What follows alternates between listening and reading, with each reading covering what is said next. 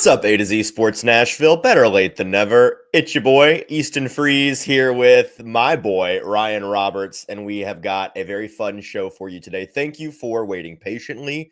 My router decided that it was not going to provide me with internet access around 8:04, and had to deal with that because, of course, that's what we're doing here on a Thursday morning. But we've got that roadblock out of the way, and Ryan and I are excited about a good show today. We're talking about irreplaceable Titans players through the lens of the L'Jarius Sneed update that Brian Callahan gave to us at the Tuesday press conference availability.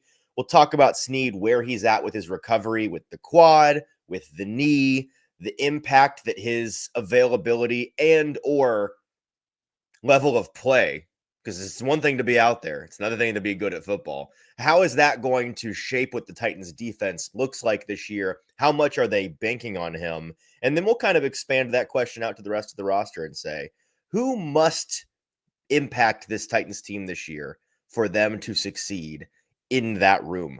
Who, if the Titans were, God forbid, to lose them at some point, would cause that room to crumble? And as Bork points out, yes, this was intentional on my part. Our graphics today make it look like these Titans players are in heaven. This is not a memorial service for Jeffrey Simmons, Calvin Ridley, and L'Jarius Sneed. I found one picture of them running out of the tunnel, like through the white smoke, and decided I'm just going to find all of them running through the white smoke and then put a white glow behind them as if this is like a down south old school church memorial service for these guys. You know, fly high number 0, 38, and 38, or 98 and 38. But no, they are alive and well. But we are going to contemplate if, again, God forbid, they do leave the Titans in a injury sense, not in a leaving this mortal coil sense. We're going to talk about that. Speaking of leaving this mortal coil, pouring one out for Jim Irsay on this morning show, who, on a serious note, did pass away yesterday. And a life well lived. I mean, he was younger than I think a lot of folks expected, Ryan, at 65 years old. And I'm just pushing the open of the show. We're doing a cold open today. I think a lot of people were surprised to find out he was only 65 years old because he lived hard, man. That guy, don't do drugs, kids. But a life well lived, genuinely a big part of why the NFL is what the NFL is today. A big part of why Indianapolis is a great city, and he loved that town, and he did a lot of good in his life. And so I'm going to miss the crazy antics of crazy Uncle Jim in the NFL, because this is the greatest soap opera on earth, and it was better when he was a part of it. Well, and the Twitter game was undefeated for Jim. He's Irsay, a first ballot Hall of Fame poster, that guy. It's amazing. The 2009 to 2014 era Jim Irsay Twitter feed it's unbelievable. It's like, the people like throw up the LeBron, like old school LeBron highlights where it's just like golden clip after clip after clip. That was Jim Irsay's Twitter feed back in the day. There's not too many owners that were as open as Jim Irsay. I mean, he gave you everything, man. He even went onto good old social media and kind of pulled back the curtain at times for the Indianapolis Colts. But I mean, ultimately, never want to see anybody pass away. It's very sad in just kind of knowing that fact, but hopefully I know the Indianapolis Colts will be kind of hoping to win one for the Gipper, for the lack of a better terminology here, and hopefully that organization is able to take a step forward, because it's obviously not in a great spot, but you hope that it only moves forward now and is a better place because of where Jim Irsay left it, hopefully.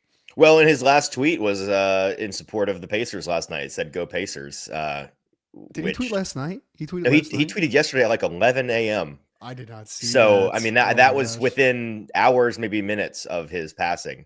And the last night, the Pacers, in truly miraculous fashion, got one for Jim. So that was kind of a cool moment there. It sounded like this was a illness behind the scenes, and I didn't know too much about it until it happened. But apparently, people had been preparing for this for a while. So this was an imminent thing. He kind of disappeared from public life for a couple of months last year, and there was speculation online that maybe he had passed or was going to pass, and then he kind of made a reemergence. But he was driving around in a scooter, and this was not the most shocking thing in the world to people that were close to the situation. Obviously, it doesn't make it any less sad, but it's not like this was some out of nowhere passing for Jim. So it is now the girls show up there, like it is here in Tennessee. You got his daughters, I believe, are going to be the 3 daughters who folks don't know a ton about yet, but they're going to learn about here in short order. They are running the show, and so the AFC South, two two teams with ownership led by some powerful ladies. So we'll see how that goes for them. And all I'll say on that front is Chris Ballard may need to be, counting his days. His meal ticket might be gone, I'm afraid, because he long overstayed his welcome, in my humble opinion. And I'm wondering whether or not, Jim's daughters feel the same way about good old Chris that Jim did. So we'll see. All right, now back to the show. I've elongated this open. Ryan, we give the folks a taste of what ADD nonsense our pairing can bring them. Before we get to the rest of that nonsense, tell them what they need to do. Well, you need to, if you're listening to us live on YouTube, make sure before we get started this morning that you are hitting that like button. Make sure that you also, if you can, send the YouTube link and send it to a friend in your life or one of your favorite group chats. Just find that Titans fan that you know and let them know that A to Z Sports is live and talking. Send it to your boss. Send it to your boss this morning. Send it to everybody this morning and let us know that we're talking irreplaceable players for the Tennessee Titans entering a very important 2025 season. If you are also watching on Facebook, hit that share button in the bottom right-hand corner and get it live on your feed. If you want to go onto Twitter or X to help spread the word, that would be very much appreciated as well. And don't forget to hit that thumbs up button and leave a like on this show before we get started here on a wonderful, I always forget what day it is. It's Thursday. It's a Thursday morning here. Yep. Yes.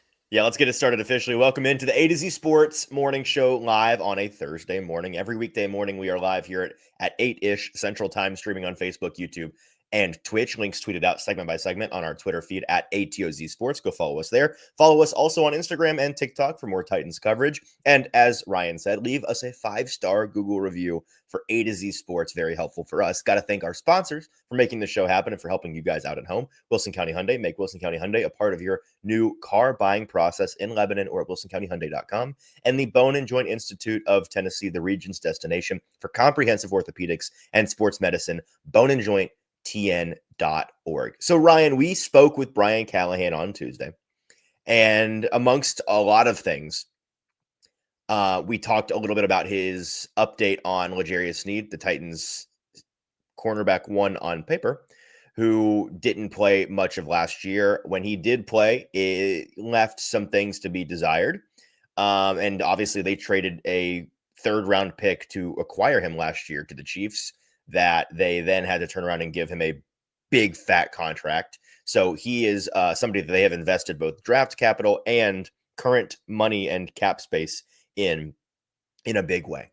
And his first year with the team was nothing but disappointing. I think that his coaches would tell you that. I think that L'Jarius would tell you that. And the injury thing, the quad injury that got worse and ended up having to, get bone marrow injections or something like that. Like there were some really, really dramatic things they were doing for this bone bruise that was also a contusion that they didn't find out until later on MRI because it wasn't healing. It was a whole thing that was a fluke. And so, that part of the failure of the season was not L'Jarius's fault by any means. That's just a really bad break when you take a helmet to the quad in a way that ruins your leg.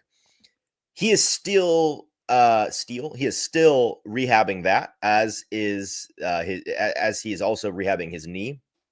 And people kind of were surprised by this on Twitter when I was seeing reactions on Tuesday. The fact that he is still rehabbing. It already happened in the chat a little bit. Edward, to your point here, it said it's still to still be rehabilitating from week 5 injury now is crazy. So was it week 5? Somebody fact check. He only played 4 games, right? So I think it was probably week 5. Was it really that little? Wow. I think it was that little. Yeah. Okay. Something like that. Edward, if you're right, it felt like more than that to me, but you know what? That kind of checks out now that I kind of go through it in my head. Pre-buy. Yeah, it was pre-buy that we saw him. And then it was a lot of confusion from there. So let's hear from Brian Callahan first. Here is what he actually had to say on L'Jarius Sneed's injury update on Tuesday.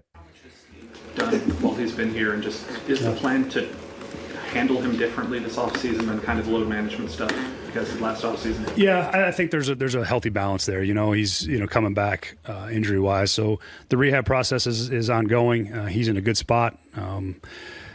Excited about where he's at, but there's definitely a part of like to practice more. I think he's on the same page too, where you got to balance those things. There's a management part for a lot of players, but there's also you got to practice and get better at your craft and continue to improve. So we'll balance that. I feel good about where that process is for us and for him. I think he's well on the same page as well.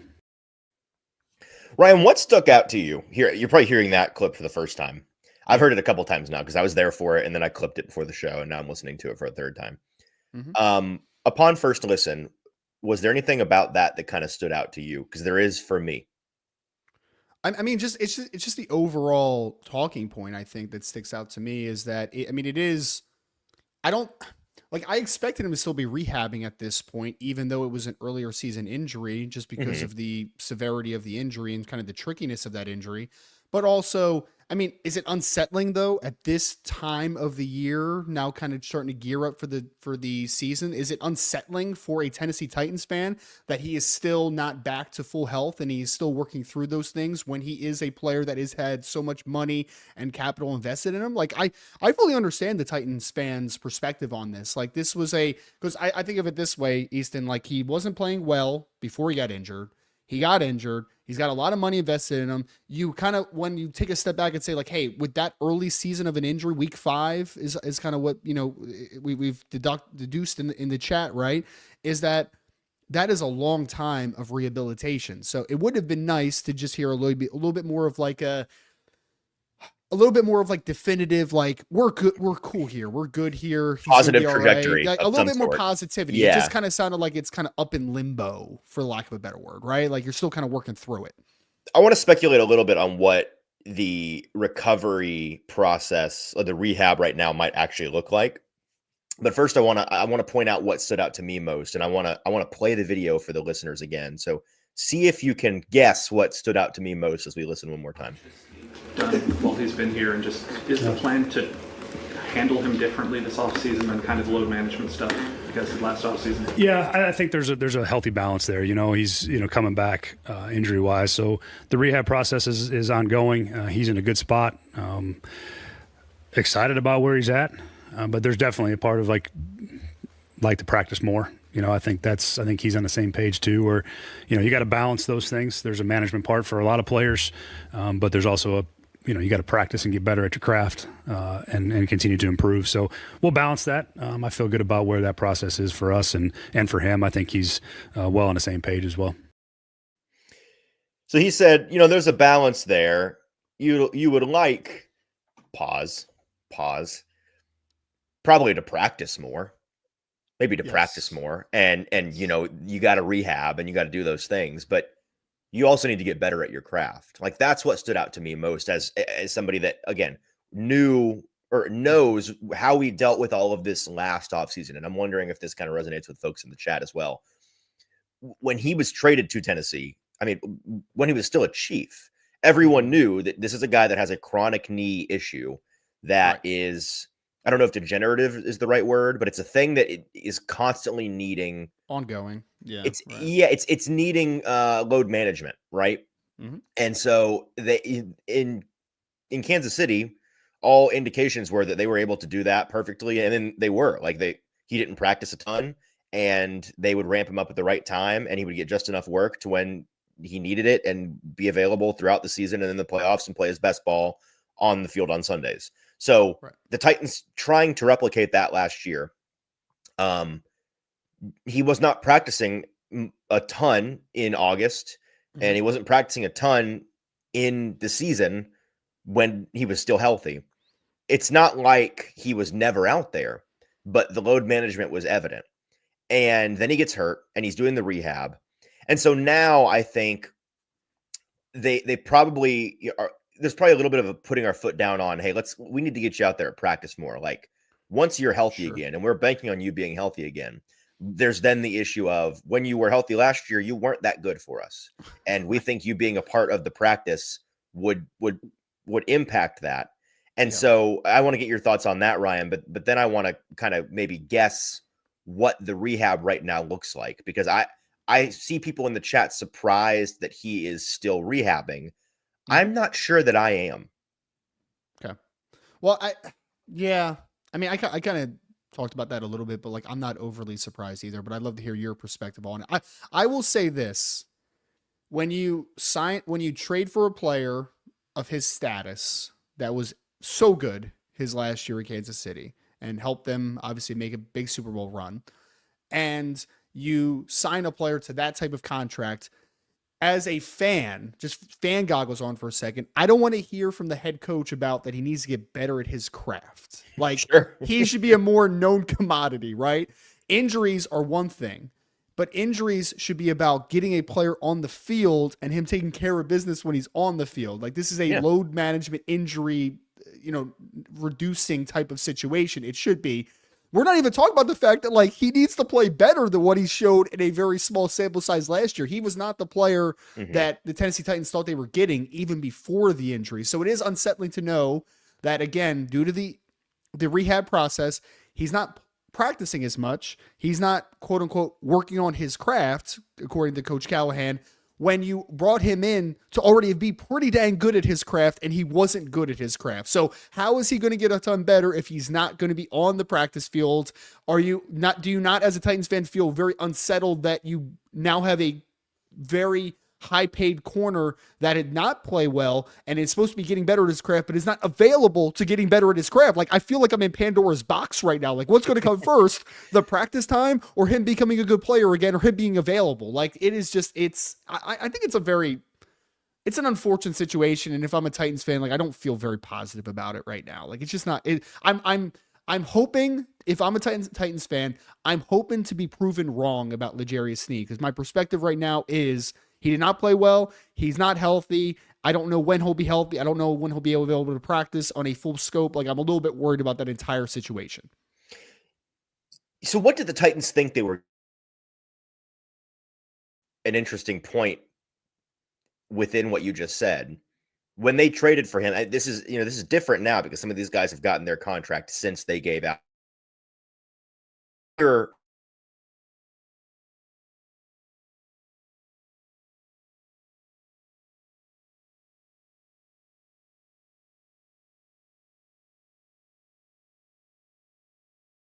year is roughly in that same category as well.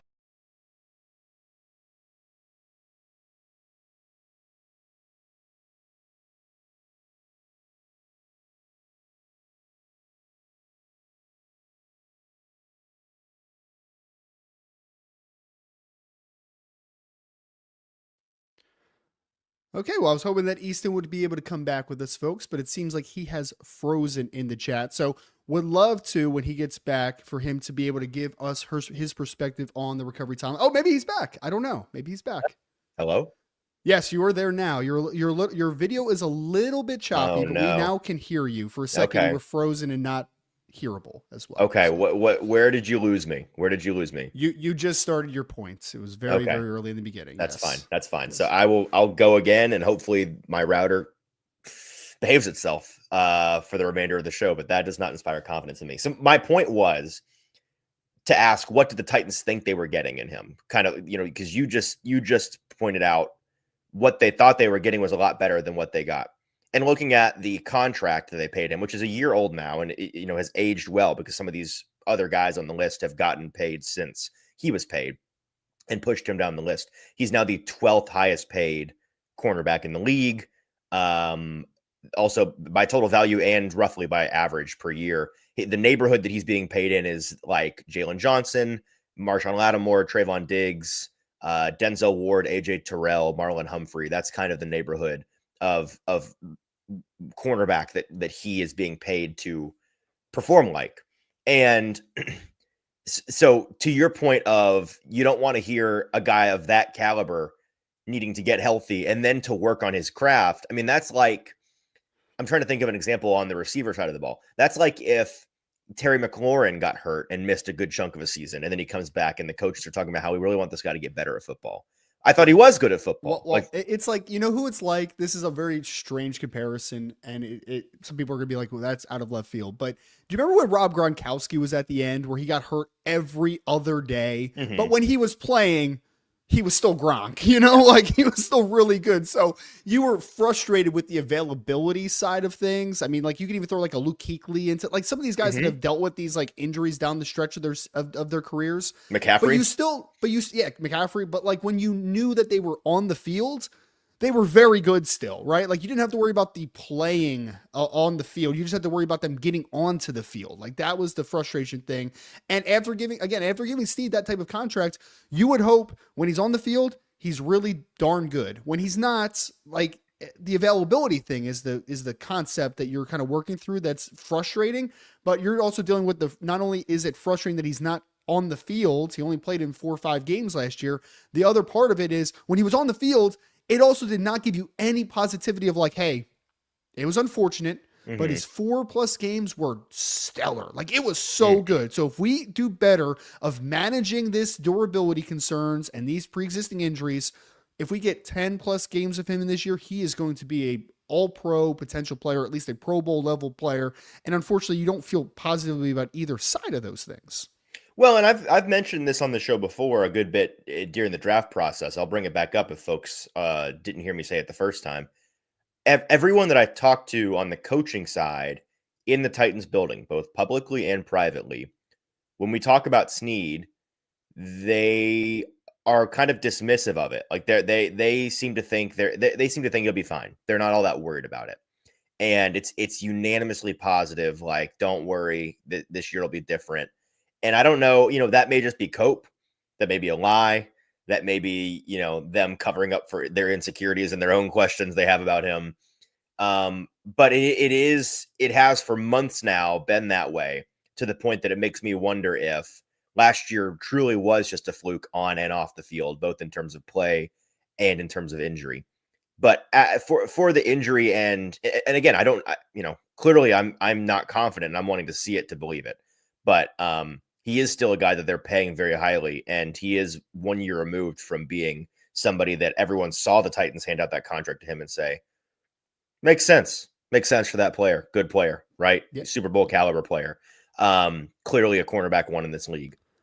So maybe I also to get kind of into NFL positional theory a little bit with you, Ryan, I think it is important to point out that cornerback is one of, if not the most finicky positions from a year to year. Like year to year, a lot of cornerbacks go from good to bad to good to bad. We see it a lot. And I don't know. That's a whole podcast in and of itself, why that is. Sure. Scheme is a big part of it. The physical cliff is a big part of it. But I mean, you've seen guys even like Jalen Ramsey go from good to great to good to great to bad to great a couple times in their career. And that's just because of the circumstances sometimes.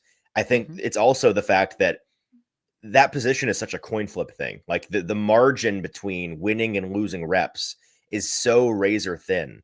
And it's also a position kind of like offensive linemen where the best guys are the ones you never hear from because they're not being thrown at and because they're not giving up touchdowns, right?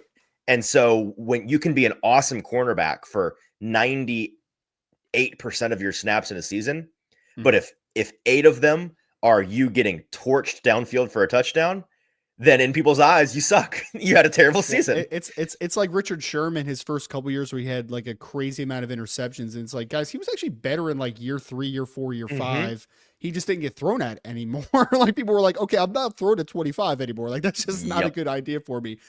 I would love to ask you a question before we get the chat involved on just like the Jarius Sneed situation and everything. So luckily for Tennessee, after the unfortunate injury, Jarvis Brownlee did come in and play pretty good football for a rookie, right? Like he played at a pretty nice level for the most part. I know there were some holding issues and some penalties, but like, but he's a starter. But he played pretty well. Awuzie is a veteran corner that was also on this roster. Can you give me any perspective at being a person that doesn't follow the Tennessee Titans nearly as closely as you do, obviously? I would think in a vacuum that Awuzie would be great insurance for this team, knowing that Sneed is still banged up, that he's still rehabbing. I'm curious of like why that wasn't necessarily in the cards heading into 2025. Yeah, it's a good question. I think that their decision to move off of him there's a couple of reasons. They weren't wanting to commit the money that they were to him any longer. He was not a guy that this new front office was crazy about. He was somebody that he wasn't a liability on the field, but he was like low level insurance at best. You know what I mean? Like this was not premium coverage. This was the general. This was you're ordering this off of your television screen at 2 a.m. So I think that it does signal to somebody like me that, hey, they are more confident in the Sneed situation first and foremost than maybe otherwise thought, because that is a move that you only make if you feel like you can handle it. I also think that they are confident they can find, because they have added a glut of young and rotational options. I mean, you've got your starting 3 and Brownlee and McCreary and Sneed, and then it's, I think, currently 9 guys behind them who are all varying levels of promising upside veterans and young rookie players who have a chance to, break out, one of which being a draft pick and then a handful of UDFAs. So I think they're hoping somebody emerges from that. And you've got guys like Gabe Judy-Lawley and Darrell Baker from last year. Those are 2 names that folks will remember from last year who both showed some promise and are both, I think, ascending young players. So what do they become? Maybe there's some confidence in those guys to take a step. I don't know. It's all projection, though. That's the point. It's all projection. They are banking on that projection being correct, banking on it panning out. And that's a risk. But I think that's kind of the reason why. So let's go ahead and get the chat involved, Ryan, before we finish on the Sneed conversation. I want to ask the chat what their confidence level is in L'Jarius Sneed being an impact starter this season. We can talk a little bit about whether or not the rehabbing at this point is that shocking to us, Ryan, because I know we kind of glazed over that a little bit. But what's your confidence level? Scale of 1 to 10. Scale of 1 to 10. What's your confidence level in L'Jarius Sneed being an impact starter this season? 10 being as confident as you can possibly be. 1 being you have already written him off entirely. We'll let the comments roll in there while I tell you all about our wonderful sponsors over at the Bone and Joint Institute. They are the region's destination for comprehensive, there we go, orthopedic care here in Franklin, just off of I-65. And whenever you get hurt in life, you have to know who to trust. And we believe that the Bone and Joint Institute is that group. They are the ones that you can trust. They're located here with over a dozen specialists who can help you get through any type of injury. They got a state-of-the-art rehab facility on their campus to help you recover once you get that surgery or once you get that treatment, whatever it is you need. They can do everything under that one roof for your convenience. They have a clinic, they have testing, imaging, surgery, rehab, all within that one building. And you can schedule an appointment today at boneandjointtn.org. So if you have any need for the region's destination for comprehensive orthopedics and sports medicine, check them out at boneandjointtn.org. Before we go to the chat and see about people's confidence level in L'Jarius Sneed getting back to form in 2025, make sure you hit that like button if you're live with us on the show. Subscribe as well. After the show, don't click out now, but after the show, if you want to go to Google and give us a 5-star Google review, it is very much appreciated. Positive remarks are always appreciated, but if you have something that you would love the show to improve upon as well, put it in there, but make sure that it is attached, as always, to a 5-star review. All right, so I'll send you to the comments, Ryan. What were people saying their confidence level is in L'Jarius Sneed in 2025, being an impact player for the Titans on a scale of 1 to 10? What are you seeing? We're off to a very negative start so far. I should say negative, pessimistic, I think is a better way of putting it. So we have Caps have started off with a 2 out of 10. We had Zachary who followed up with a 1, so he has zero confidence, or basically zero confidence at this point. Joshua says 1. Ashley says 1. IR Hoshi said 4. So we're getting up a little bit. 3.14 from Eric Castillo. Sure. So very precise there. Darius Horton says 5.25. So 5.25 there. Daniel says, and he's getting a little bit more positive now, 6 out of 10. Reasonably confident. Okay. All right. We're getting a little bit more confident. 3.2 from Rocky Top. We had a 0. Forget 1 out of 10. It is a 0 from Joshua. No confidence at all. Denise came in with a 6. We had Deborah who came in with a 7. Titans Kyle said 4.4. Man, we got some interesting decimals popping in here. We had Kenneth who said 6. 6.5 from Bork. 4 from Sean. 3 from Chris. 3 from Brad. 4 from Steven. We had a 10 from Troy, so he is confident. This is all pro L'Jarius. That's L'Jarius' burner. That's L'Jarius. Yeah. I love it. We've got a 6 from Curtis, 1 from Joshua. We had a 4.7 from Bearded Kunu. We have a 6 from Jaron. We got a 0 at this point from Coach_Wills. We got a 5 from Ken, 4 from Kaz, 3 from Matthew. Let's see what else. 7 from Jamar, and then we'll end with an 8 out of 10 from Rouse School. So Easton, mostly not positive, but there were a couple people that are in there of like 7, 8s, 10s. Like there were a couple in the end there, but yeah, it was mostly like 1s, 2s, and 3s. It seemed maybe some 4s. Yeah. So my confidence level, I will go with a 4. I'm not nearly as pessimistic as many in the chat, but I certainly am on the I want to see it to believe it side. And my 4, kind of what we've laid out already. I think that if he gets healthy, and I do think that he is, from all indications, while it may be concerning to some that he is still rehabbing right now, I do think that he will be healthy and available to begin the season. And at that point, you then have to broach the question of, are you good at football still? And because of the finickiness of that position year to year, I'm just not ready to close the book on a guy that, again, 1 year ago, we saw them hand this massive $90 million contract to and said, yep, makes sense. Right. I think that guy is still in there. I think that the Titans still think that guy is still in there. And he's only 28 years old. So unless his injuries have propelled him directly off of the physicality cliff, and he can no longer be, because that's another element of this, is that his play style is extremely physical. It's a Denard Wilson's, special. It's a lot like Jarvis Brownlee Jr., where they want to just bully you at the line of scrimmage and downfield and get away with some hand fighting and get away with some holding and really be in your hip pocket and be a pest. And you can't do that if you're not healthy. Like, you can't be physical if you're not physical. So that's another part of it. Can he still play that style of cornerback? Because if he can't, there's some question marks there for me as well. So I'm at a 4. I want to see it to believe it. Ryan, what's your number? I am also somewhere between a 3 and a 4. Definitely below 50% at this point, so I can't go directly in the middle with a 5 out of 10. Like, I can't say that I'm just kind of teetering one side or the other and just waiting to see, because, I mean, there's just a lot of, it's not just the injury to the point of our initial conversation. This is also can he play better than what he played in 2024 as well, right? So, like, he didn't play well. He wasn't available. I would also feel better. I don't know if this is an interesting talking point or this is just me being weird of a thought process, but if the Titans would have done a little bit more to upgrade the pass rush this offseason from a edge perspective and being a little bit more efficient of a pressure team, I would also feel a little bit better about L'Jarius, because at least I can take some off of his plates as far as the amount of time that he is going to have to be in coverage, right? So I think that just I'm still a little bit wait and see on the pass rush, wait and see if he's available, and he has to improve. So I think a 3 or a 4 is a fair statement at this point. I'm not completely out, but I do think there's more cause for concern than there is optimism right now.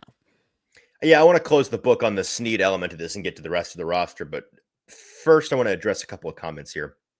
Andre says he got his payday. He's chilling. And Ty asks, does he even want to play? And the last thing I'll say on this, again, I don't shoot the messenger. It's just what I have heard. I had a conversation with Denard Wilson. When was this? In Mobile at the Senior Bowl. We were talking about this. And one thing that he did say was throughout the season last year, since he was injured and not able to play through to that point in time, which was in January, he had been in constant communication with L'Jarius. And he said that all year long, L'Jarius was texting him saying, Coach, I want to be out there. I want to be out there helping the team. Which is like, a cheesy thing. And you can maybe believe it or not. Like it's just what I was told. Mm-hmm. But I do think that there is a want to, and every time I talk to these coaches about that element of it, about whether or not he's still got that dog and he wants to be out there, that's another thing that's unanimous, is that this guy, it's very clear that he wants to be out there, and he is fighting to be the player that we paid him to be, and they need him to be that player. So that's a good note, though. It is, because there's some guys that once they get paid, they just kind of pack it in and they're good, right? Mm-hmm. But I think L'Jarius's background is very interesting, because he was a little bit of an underrated guy coming out of Louisiana Tech, and he was And he wasn't like a first round NFL draft pick. So this is a guy that has had to prove people wrong in his career. And I do think he strikes me as a player, and your conversation with Coach Wilson kind of backs it up, that he does strike me as a player that is going to come back and prove that he was worth the money than more just settling to have the money type of thing. So hopefully, if he's able to stay healthy, there is a big resurgence here. This one comment made me laugh because this was actually a conversation we had the other day, Easton, me and Austin on the show. Bork said if they let Femi Oladejo play shirtless, the pass rush will be fine. If you didn't hear our show the other day, we basically set Femi up on a dating app because we were talking about how he looks like he's rocked up, and he's so intelligent and all this stuff. So, yeah. I haven't seen this either. This is good. I like this from Daniel. Don't sleep on Femi Automatic. If he's a good player, it's a strong candidate for a nickname there. Okay, what last thing on Sneed, as Ashley asks, is there any update on his legal stuff? No. I know that I was talking to Paul Kaharski. He wrote a big, long, journalistic-y piece about it a week or two ago because he did a lot of calling to like police precincts in Texas and FOIA requests and all of these things about the situation that, bless him for doing that. I ain't doing all that. I ain't reading all that. I'm happy for you, or I'm sorry that happened. And so he knows more about it than I do because he spent a lot of time on it. My understanding is that they're waiting on a grand jury to be assembled and for a ruling on the situation. As we've kind of talked about on the show, the reason why I am not leaning into it as a thing right now, one, he's there. Like he's at OTAs right now when it's not mandatory. So they're not keeping him away. He's not keeping himself away. They're kind of just going about business as usual. And it's still a civil case. Like, it just doesn't, this doesn't pass the smell test to me. And until it does, it won't, which is a dumb thing to say. Right. But you gotta say, like, so you're telling me this is the issue at hand legally is that he shot at somebody from a car, or maybe his buddy shot at somebody from a car with a gun that may or may not have been legal or something like that. And the guy could have attempted murder or like almost killed the guy, but then it's a civil case. Like we're suing over this. Really? Like that just doesn't pass that doesn't wash. It doesn't wash to me. I don't know. Does that sound weird to you, Ryan? Because it's always sounded weird to me. It does sound weird. Obviously, I'm not as well versed in what's going on 100%. But yeah, as you're kind of framing it, absolutely, it does sound very strange. It sounds like it'd be much more serious kind of feeling behind it. If Ryan is accusing Easton in a court of law of shooting a gun at him and trying to kill him, I tried to murder you, Ryan, but you're just suing me for an undisclosed amount of money. You're not trying to get me put in jail or slapped with a felony. There definitely sounds like there's some holes in there, or I like how you phrase it as it doesn't smell right. It doesn't smell right. I just started thinking about like SpongeBob, like that smelly smell, like that's kind of what Are you old enough for SpongeBob? Oh, sorry, I have ADHD. No, I am. Sorry. I was literally, while you were talking about legality stuff, I was just reading the chat and people were talking about you saying that you shouldn't say people are rocked up and stuff. Like, I'm sorry, man. I'm just losing my train of thought. I'll stand by rocked up. Get your heads out of the gutter in the chat. Everyone knows what that means when a guy is rocked up. He's built. He's right. This is not. I don't think that. Yes. No. It is. No. I think. Yeah. I think I could say this. I could say that on cable television and get away with it. 100%. Yeah, you can say it. Yeah, you won't get demonetized on YouTube. You nasty internet gremlins in the chat need to grow up a little bit. I'm telling you to grow up. Curtis says no. Rocked up does not mean that. No, you guys. Yes, it means muscular. It means well put together. Yeah. Those of you that take issue with it from an innuendo standpoint I think you're mistaking the word rock for brick. Switch those words out, and suddenly it's different. Is all I'll say. But rocked up means that you're jacked. Yes. Learn the English language. Okay. Let's move on to the second part of our conversation this morning, which is, aside from L'Jarius Sneed, who else is the most irreplaceable Titan on the roster? There's a couple of candidates for this that you can actually see right here on your screen, but these are not the only candidates. We will take any answer. So let's go ahead and ask that question in the chat, Ryan. Who is the most irreplaceable person on the Titans roster? Now, to clarify, this is not the best player. This is not the player with the highest upside or the highest impact. It is the player that if they were to, God forbid, go down for any stretch of time, that position falls off a cliff. Total nosedive, total red alert, flashing light on the dashboard. We got an issue. So I want to get, and you know what? I'm going to take Cam Ward off the board here. I'm already seeing some Cam Ward answers. You could say that for every quarterback room in the entire league for the most part. There's a couple of teams with really nice backup situations, but that's the nature of quarterback. Take Cam off the board. Aside from the quarterback, which player is the most irreplaceable on this Titans team? And we will have you send that in the chat. Ryan will get those questions answered while I am telling folks, when I can find it, about our friends over at Barton Drury Insurance Group, our newest sponsor here on the morning show. And if I can find the read, there we go. They have customized solutions for all your insurance needs. As you've heard Austin talk about here on the morning show before, bartondrury.com is where he and Zach went when A to Z was looking for their newest insurance solution last year. And they are truly a one-stop shop for both your personal and business insurance needs. A to Z has been very pleased with the work that they've done for us. So we can, from a first-hand basis, tell you that Barton Drury Insurance Group has the goods. They felt good, Austin and Zach did, about their buying experience from Barton Drury. They took a number of different options and plans, laid them out, very responsive about any questions that we had about those.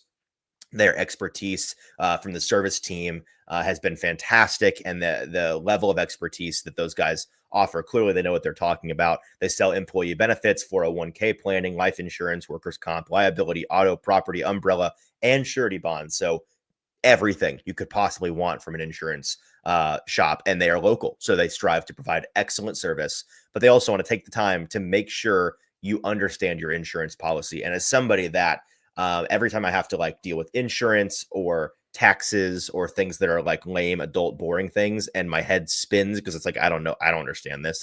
I'm so out of my depths on these things. Somebody like Barton Drury is clutch that can, somebody that can help you walk through it and dumb it down for me. I'm sure you guys at home love it when somebody can dumb down boring stuff like insurance for you. Barton Drury can do that. They do it at a high level, and they do it here locally in Nashville. So you know that they are the local guys to trust. Well, if you are listening to us live on YouTube, please, if you could, hit that like button. Make sure to subscribe to the podcast. Hit that notification bell. If you're live with us on Twitch, I'm not as well versed on Twitch, but I think you can like and subscribe on Twitch as well. So make sure to do that. Facebook, like button. I didn't know that. I don't know. I assume. I mean, there has to be some way to. There has to be some way to follow people, right? Like you have to be able to follow people on Twitch. I don't know. Sure. Facebook. I think you buy subs. I think because it's like thanks for the. I don't know. I don't know either. Keep going. Sorry. I'm not a Twitcher. No. Is that what you call them? Are they Twitchers? We're twitched up here on the A to Z Morning Show. Sure. Facebook, like button. Make sure that you share it as well. 5-star Google reviews after the show. Positive feedback is as always appreciated. But if you want to have some constructive criticism for the show, make sure a 5-star Google review is attached. Really helps out everybody over here at A to Z Sports. Twitchy. I don't know. We'll have to research that. Are you a Twitcher? I am not a Twitcher or a Twitchy or a user of Twitch in general. So the question, and I'll send you the chat, Ryan. We got a lot of answers I'm seeing here. Who's the most irreplaceable Titans player? Who, if they were to go down, sends their position group into turmoil? What did the people have to say? Yep. So skipping over a couple of the Cam Ward mentions because we didn't want to mention Cam Ward because of the importance of the quarterback position. We did have Steven who came in with a early Jeffrey Simmons mention there.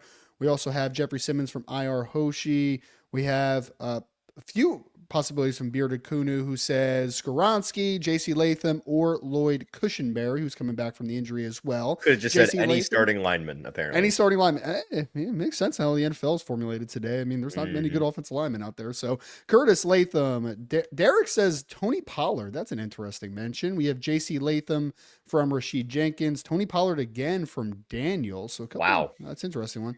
Left tackle, who would most likely be Dan Moore Jr. as it currently sits.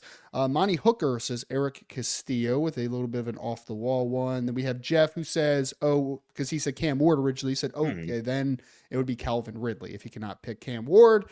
Tavondre Sweat from Yori. We have Sneed from Tall Texan. Without him, the defense struggles mightily. We have a couple Ridleys back-to-back from Jonathan and Titans Kyle. Kenneth agrees that it is Calvin Ridley as well. Lloyd Cushenberry from It's Tony Ransom. And then we have Ridley again from Top Tier. Dan Moore Jr. from Andres, excuse me if I'm pronouncing that incorrectly. Ashley says Jeffrey Simmons, JC Latham from King VC. We also have Dan Moore Jr. from Raymond, Sweat from Vanessa, Kevin Zeitler from Rocky Top. So we've had almost we've had every offensive lineman mentioned now. So that's very interesting. Monty Hooker from Malachi. We have JC Latham again from Astro with Eric. Kicker punter, Denise says. Maybe specialists need a little bit more love in this conversation, it appears. Got to get some backup specialists in here, apparently. Race School says, or sorry if I'm pronouncing that wrong. Rice School? Rice School. JC Latham, Dan Moore. If we lose either offensive tackle, we have no backup plan. Calvin Ridley for Sean. We also had Big Jeff. Jeff Simmons. Yep, from Frankie, and another hooker from Damien.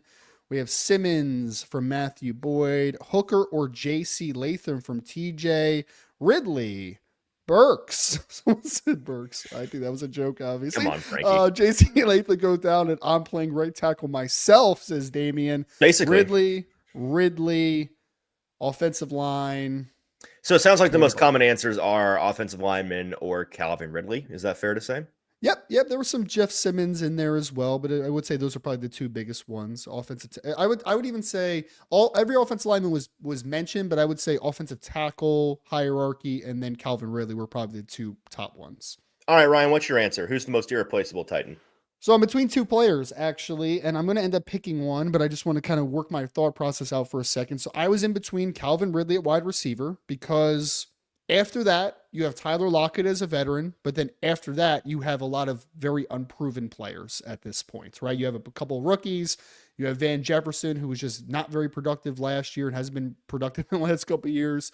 You have Calvin Ridley is the only guy that I'm comfortably today saying is a 1,000-yard wide receiver more than likely in 2025. There's a possibility that maybe Tyler Lockett regains some of that, but right now Calvin Ridley is the guy, right? So I'll eat my shorts if Tyler Lockett gets anywhere close to 1,000 yards this year. He's had 1,000 before. You never know, man. He might. Before 2018. He might have a renaissance this year. Who knows? Okay, but yes, Calvin Ridley, number one most valuable wide receiver, and then the other one that I was debating was Jeffrey Simmons because we talked about this before the show. Defensive tackle is good with Sweat, obviously, and you have a couple solid backup potential players. Sebastian Joseph Day. Yep, Sebastian Joseph Day. But when you talk about guys that have penetration ability from the interior, guys that can be impactful both in the run and pass game consistently, that's Jeff Simmons on this defensive line. And I mentioned already, your outside pass rush is a little bit of a major question. I think they're really going to be depending a lot on Jeff Simmons to be able to create instant impacts, tackle for loss production, some more sack production. I just think that he's a superstar on the defense right now. And I think that you need that guy to be the best version of himself. But if I only had to pick one, I would pick Calvin Ridley because I do think that he is just so important to this wide receiver room. You have a rookie quarterback. He needs a guy to be able to depend upon. And I think that you need Calvin Ridley to be that guy in 2025. Interesting.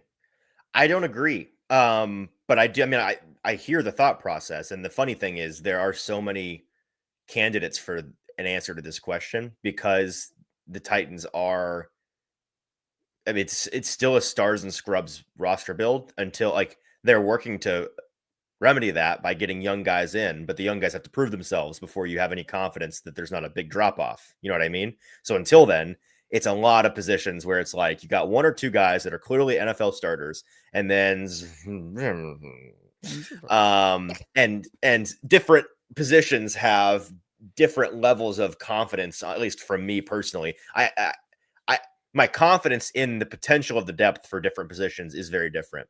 So with receiver, while I agree Ridley is the only guy that is a sure thing, I do think that they have a lot of viable options who I think have real promise, and it's fair to expect at least one of them to emerge between Bryce Oliver, Xavier Restrepo, Chimere Dike, and Alec Ayumaner. I think one of those 4 guys at least, hopefully more than one, but I think one of those 4 guys at least will be a. Restrepo was the first rookie you mentioned. He's drinking the Kool-Aid, folks. He's drank it. You people have just put him so forward on my mind. It's impossible to ignore.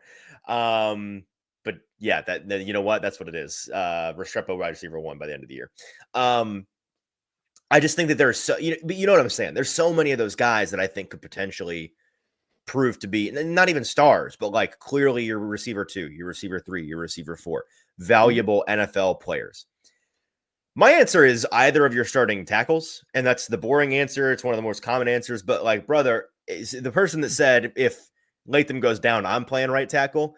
That's not a joke. Like that's not a parody. That is a documentary. That's real life. Who's first man in behind right tackle? So you got JC Latham and Dan Moore starting right and left tackle, and then the 4 guys behind them are Jalen Duncan. We've all seen how that goes.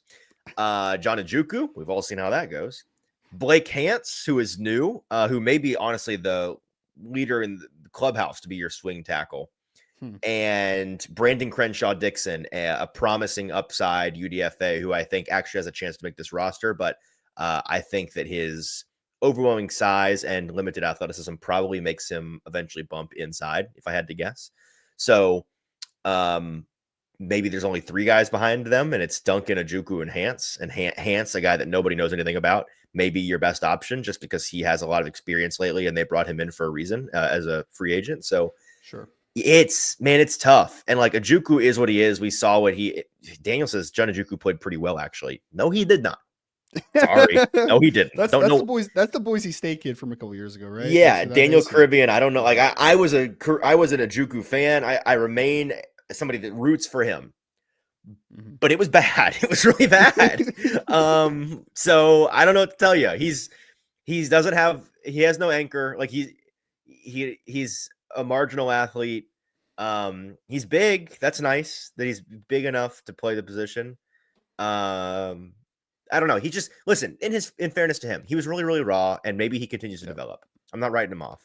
The guy that I think, if I had to guess what Bill Callahan thinks, I'm trying to get in big coach's head. Cam Ward. No, I think the guy that he may have the most hope for is Jalen Duncan, just because last year that seemed to be his guy, and he would constantly bring him up in our press availability with him for whatever reason. I think it's because he's just archetypally the kind of guy that Bill Callahan loves, like just on paper. He was toolsy at Maryland. He was just like, I don't know what the word is. He just came off very lethargic and passive. Like he's not aggressive. He had zero aggressiveness in his game at Maryland's, but like you saw the foot quickness, you saw the length he had, and you're like, I think there's building blocks here, but he just never, like, he just wasn't assertive. You know what I mean? Like it was just kind of a weird profile coming out of Maryland. Very strange. Yeah, I think that he's the guy that Bill has the most hope for, but I don't share that hope. So I think it's Hance or Trouble, and I'm not sure. I don't personally have any like big hopes for Hance to prove to be this really nice swing tackle. He's just the guy that I know the least about, and so my mental book on him is not written. So I think that those two staying healthy somehow, some way is and that's the other thing is in the grand scheme of this Titans season. And we're going to talk more about this over the summer. I think the number one not close thing for the success of this team, or in other words, the development of Cam Ward, is the offensive line. Like I think this team this year lives and dies by the success of this offensive line. And we've talked about how on paper, it's a group that should be much improved. It should be the best offensive line group they've had in this city since 2020, at least. And they have the potential to be an average or above average NFL offensive line. They're also coached by a legendary coach. So like it should work. I don't really think that Bill Callahan has any excuse for these guys not to work. The only excuse would be they get hurt. They all die instantly. And then it's just a disaster. But if they're healthy, this should work. And if it does, I think that you saw a lot, people know that I continue to go to bat for Brian Callahan's offensive scheme on tape all year long. Guys were getting open, like downfield with lesser skilled players who couldn't separate. They were getting guys open. on a consistent basis. The buckets were there to be gotten. They didn't get the buckets because inaccuracy or bad processing, or in a lot of cases, the offensive line completely collapsing and there being no pocket, no time for the routes to develop. So if you can just, if you can just do that one thing, I think if you have the same level of skill player play they had last year, which you obviously hope is better this year than last year, but even if it's exactly the same and you fix the offensive line, brother, this group is a lot better in a hurry. Yeah. Right, now, go ahead. No, I agree with that. I remember when we were talking about it on the phone before the show, the third guy I mentioned was JC Latham. So I think that either one of the tackles has a very strong, really strong argument to be in this conversation. One guy that I think sneaky that I saw a couple people put in the chat that I didn't think about was Lloyd Cushenberry coming back from injury is really, really important for this team, because I was looking at their depth chart and like, there's not a foregone conclusion to definite backup center on this team. Lloyd Cushenberry has been a good player when he's been healthy. And also Corey Levin, Sam Mustipher, or Brendan James. And Levin was decent in relief last year, to be fair. But so I don't think the drop off is nearly as big as the tackle position. Sure. But Lloyd is that guy you want in there. There's no doubt about that. And rookie quarterback, right? So that it's not even like the center quarterback exchange stuff. I think that's overstated a little bit at times, but it is the communication aspect, right? Like a quarterback needs to, if he's a rookie and you have a center that is able to set protections and be able to ID things well, like that takes some things off a quarterback's plate as well. So I think Lloyd Cushenberry was a really kind of sneaky mention by some people in the chat that I hadn't really thought about before the show. Yeah, I mean, again, center, tackle, all three of those guys, you got to find a way to keep them on the field this year. I don't see any way around it. This team has guards that can rotate in and out of there, and they'll be all right. But you've got to keep those positions safe. And one of them isn't even safe right this minute health wise. We're returning from injuries, and Achilles. What does that look like? I do think is a little bit of a teaser. We're going to have a doc talk, Austin and I, at some point in the next week or 2 or 3, with somebody that is a doctor and knows what they're talking about when it comes to Achilles repairs in high-level athletes, and see where we can expect Lloyd Cushenberry to be at this point, and where we could probably expect him to be by the beginning of the season. So that will be interesting to look out for. Ryan, I think it's time for some trivia. Are we ready for trivia? Let's do it, man. Yeah, let's do it. All right. It's a Thursday, which means we're doing some sports trivia.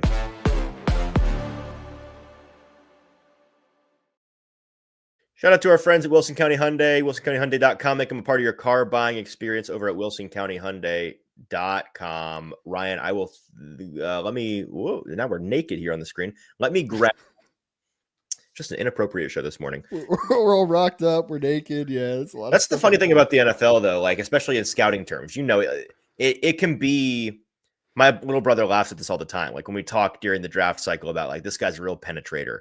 He's got great bend. Yes. There's a lot of terms in football parlance that are funny. I actually think baseball's worse though. Baseball, I think. Give me some of those. So there's a hole between second and first base. Like, hit it deep in the hole. You know what I mean? Like, good point. But you could hit the hole in the NFL too. I mean, yeah. All right. Anyways, so if you want a good laugh, just like Google scouting terms, I guess. Ryan, if you could grab the overlay for trivia, I will throw it up. Let me know when you're ready. I am ready. All right, hit it. All right, so you guys know the drill. You need the chat to lock in. We'll start with the NFL, and we will go counterclockwise, finishing with Celebrity Mashup. Chat, we'll need your help on a couple of these. No baseball or hockey, which is actually... You're Austin, by the way, because we don't have Ryan Easton. One of these days, we will learn that we need to make one of these, but you can tell how important it is to us to make one of these graphics, since we've done this a dozen times now and still not fixed it. Yes. I'm encouraged that we don't have any baseball or hockey on here. So hopefully we get some good college football and NBA questions. Chat, lock in. Edward says, I got Google open. Close Google. We don't want you Googling the answers in the chat. We want you knowing the answers in the chat. So I'll do the little thing where I throw up the chat's answers here with the new beta feature on StreamYard. And we will get started right here with NFL. In 2018, Kyle Fuller led the NFL in deflected passes and interceptions while playing for this NFC team, the Bears. Mm-hmm. Love that. History. Muammar Gaddafi was a military officer and politician who ruled this country from 1969 until his assassination in 2011. Libya. Libya, I think, Libya, and it's Libya. one of those. I think One it's of Libya. those. I think it's Libya. Yeah. How do you spell it? Yeah, Libya. That's a good question. I don't know how to spell it, but I know Libya. it. There you go. Okay. From an Imogen Heap song, the lyric "What You Say" are synonymous with a scene from the season 2 finale of this Fox show in 2005. Oh, I know. I can picture it because it's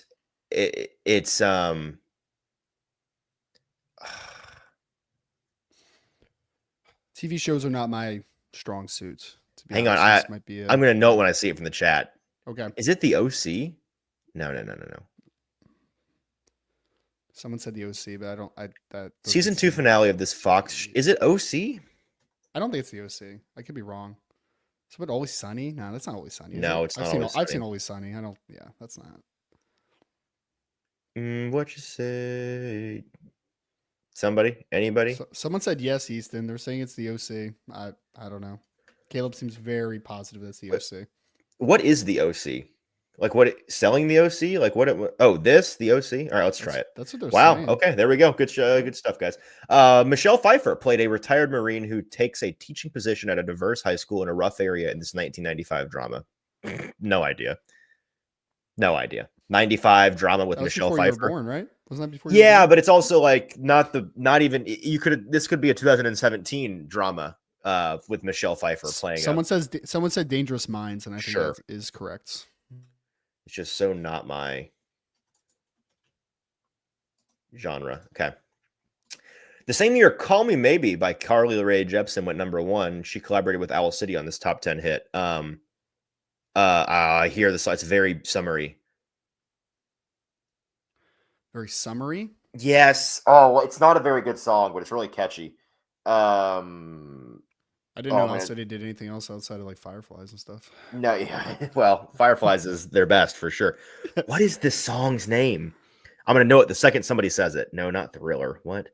No, it's not Friday. That's Rebecca Black. What is the name of this mediocre song? But you know it's like you're gonna. Yeah, it's Kid. This is really. Yeah. I know this song. Carly. Do you want to skip it and we'll come back? No, Good Time. It's Good Time. Okay. Good Time. Oh, I know that song. That song. Okay. Founded in 1973, this brand of nutritional shakes usually comes in bottles with blue caps and is typically used as a form of meal replacement. Ensure. Mm-hmm. It's Ensure, right? Yeah. There we go. Yep. What Spurs player hip checked Steve Nash into the scoring table during Game 4 of the 07 Western Conference Finals? That's Robert Horry. Horry. Robert Horry. Horry. I remember that. That was a big deal. Yeah. He's kind of that old wily vet that kind of did some things that were like, it's a little questionable, you know? Before finishing his top 5 in Heisman voting with Washington State, Gardner Minshew played at this American Athletic Conference school. ECU. Yeah. All right. Celebrity mashup. Ooh. Oh, I know the hair. That's Kurt Russell. Yeah, that's Kurt. 100% Kurt Russell. Yeah. I don't know who the woman is, though. Who's this lady? Help on that one. She's familiar looking. Yeah, it's familiar. The hair just popped out to me with Russell, though. Is it Alice? Yeah, it is Allison Brie. Good call. Allison Brie? Oh. Yeah. Hey, not bad. That's pretty good. We had a couple of roadblocks. Somebody said Hillary Clinton. That's brutal. It's funny because it's true. 404, 9 out of 9. We take those. Is it an all-time record? No. But is it acceptable? It's better than anything I've done recently with Austin. What is the all-time record? That I know of, we did just sub 3 minutes. Oh, really? Okay. Yeah, it was like 257 or something.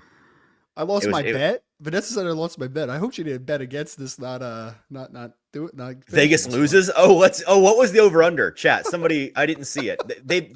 The chat has been setting over unders for us.